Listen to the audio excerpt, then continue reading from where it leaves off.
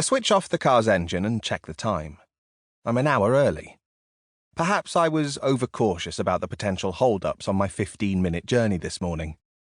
I'm parked up outside a bride's parents' house at 8:30 a.m., ready to photograph what will be my last ever wedding.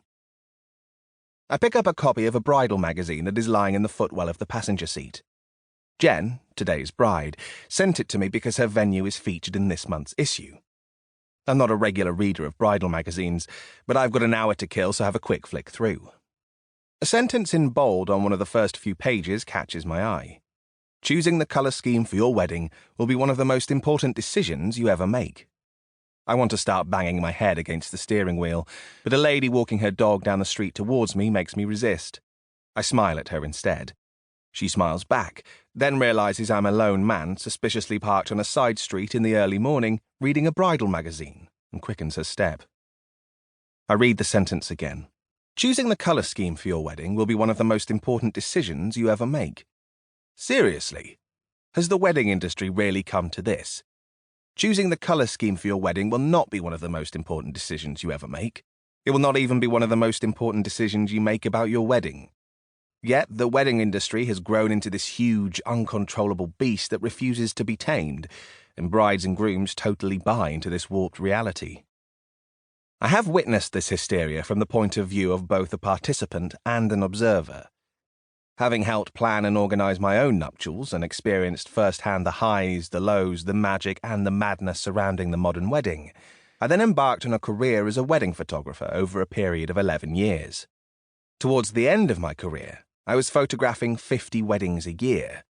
I photographed over 250 in total, and this book is the culmination of my experience. I hope to share with you what I learned about weddings and offer a behind-the-scenes look at the job of a wedding photographer, shedding some light onto what it's like to document the most important day in the lives of these couples. If you are planning a wedding, or hope one day to get married, you might pick up some useful hints and tips from this book about your own special day. You will most likely learn what not to do. If you are already married or are previously married, you will hopefully relate to many of the stories and be relieved you don't have to go through it all again. If you plan on never marrying, this book could help reinforce your decision. Weddings are an industry built on the notion of tradition.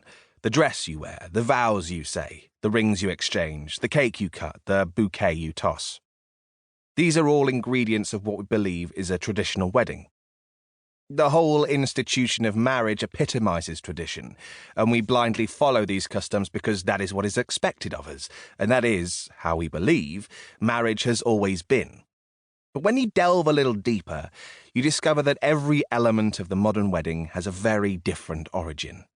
Many of these traditions have extremely dubious beginnings.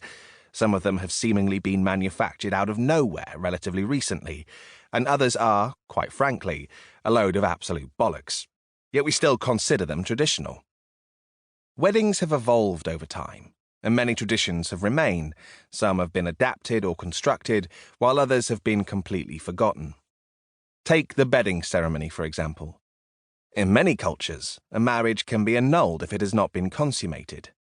In the Middle Ages, to ensure that a marriage was legally binding, this consummation often took place during the bedding ceremony.